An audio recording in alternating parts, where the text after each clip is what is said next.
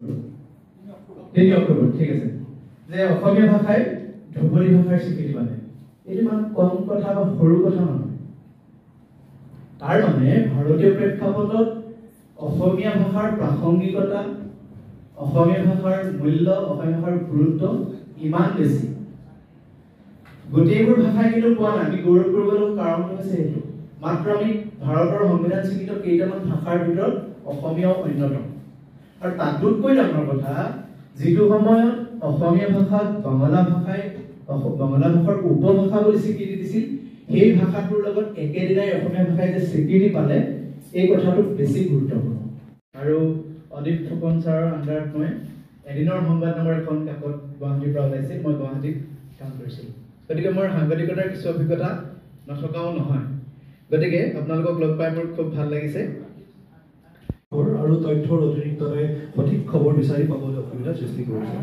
লখিমপুৰ আৰু সমগ্ৰ দেশৰ বাবে আমি সংবাদ মাধ্যমৰ স্বাধীনতা আৰু নৈতিকতাৰ সংৰক্ষণ কৰাৰ সংকল্প লওঁ আহক গণতন্ত্ৰৰ এই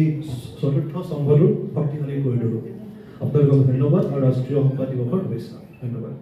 গৈ পেলাই মই কিবা কথা ক'ম এনেকুৱা মই একেবাৰেই ভবা নাই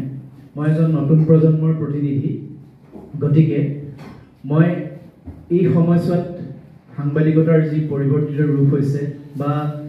এতিয়ানো সাংবাদিকতা কেনেকুৱা পৰ্যায়ত চলি আছে আমি কি দেখিছোঁ সেই সম্পৰ্কে কিছু কথা মই ক'বলৈ যত্ন কৰিম আপোনালোকে মুঠিও নাভাবিব মই একেবাৰে ধৃষ্টতা কৰা নাই আপোনালোকক পৰামৰ্শ দিবৰ বাবে গতিকে মই পুনৰবাৰ কৈছোঁ যে আজি ৰাষ্ট্ৰীয় প্ৰেছ দিৱসত আপোনালোক সকলোলৈকে মই পুনৰবাৰ ধন্যবাদ কৃতজ্ঞতাৰ শুভকামনা জ্ঞাপন কৰিছোঁ গণতন্ত্ৰৰ আৰু অদীপ ফুকন ছাৰৰ আণ্ডাৰত মই এদিনৰ সংবাদ নামৰ এখন কাকত গুৱাহাটীৰ পৰা ওলাইছিল মই গুৱাহাটীত কাম কৰিছিলোঁ গতিকে মোৰ সাংবাদিকতাৰ কিছু অভিজ্ঞতা নথকাও নহয় গতিকে আপোনালোকক লগ পাই মোৰ খুব ভাল লাগিছে